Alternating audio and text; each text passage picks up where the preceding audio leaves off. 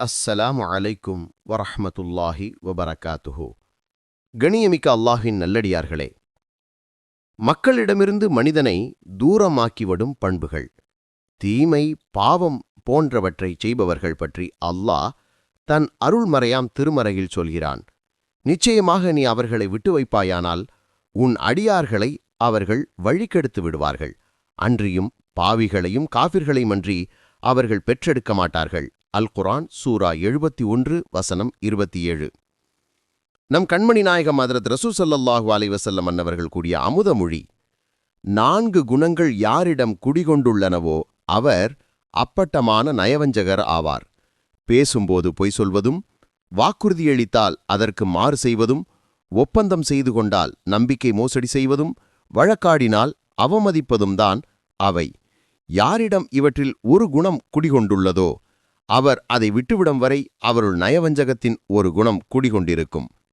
அறிவிப்பாளர் ஹதரத் அப்துல்லா பின் அமர் ரலியல்லாஹு அன்ஹு அவர்கள். ஆதார நூல் சஹீஹ் புகாரி ஷரீஃப் 3138 ஹதீஸ்.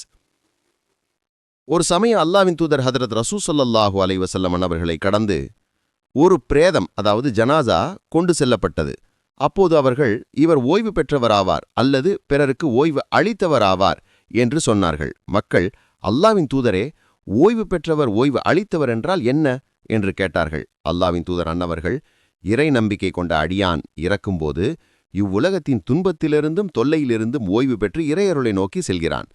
பாவியான அடியான் இறக்கும்போது அவனிடத்தின் தொல்லைகளிடமிருந்து மற்ற அடியார்கள், நாடு, நகரங்கள், மரங்கள் மற்றும் கால்நடைகள் ஆகியன ஓய்வு பெற்று நிம்மதி பெறுகின்றன. அறிவிப்பாளர் ஹதரத் அபூ கதாதா பின் ரிஃப்ஐ அல் அன்சாரி ரலியல்லாஹு அன்ஹு அவர்கள். ஆதார நூல் சஹீஹ் புகாரி ஷரீஃப் 6512 ஹதீஸ். நல்லோர்களது நற்சொற்கள். ஹதரத் இப்னுல் கையூம் ரஹமத்துல்லாஹி அலைஹி அன்னவர்கள் கூறினார்கள், பாவிகளின் அநீதியால் பூமி நடுங்கியது, வானம் இருண்டது, நிலத்திலும் நீரிலும் குழப்பம், தீமை தோன்றியது. ஆசீர்வாதங்கள் நீங்கின, நன்மைகள் குறைந்தன, முகங்கள் மெலிந்தன. பாவம் செய்பவர்களின் தீய ஒழுக்கத்தால் வாழ்க்கை கலங்கியது அல்லது கசப்பானது.